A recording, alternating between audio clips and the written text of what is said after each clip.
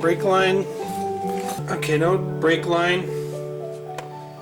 Coming up into the little frame piece and over to the caliper. And the brake line comes across. Down. Oh, sorry. I'm sorry. Down around. And it meets the junction block over here on the driver's side. And of course up to the master cylinder.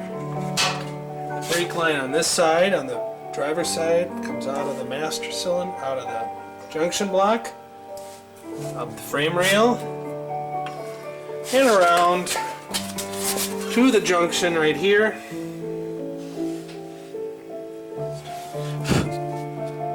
And to the hose. Note the suspension, how that's put together. Castellated nuts both sides. And little bits and pieces here and there. There's the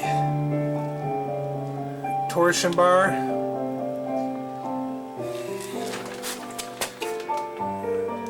It's pretty straightforward. Motor mounts, how they mount up.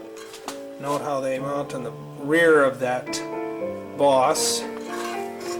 Bolts are different, both sides.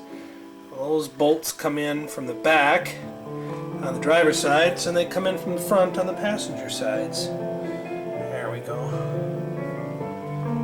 Alright, frame rails. Everything else pretty much straightforward. Assembly.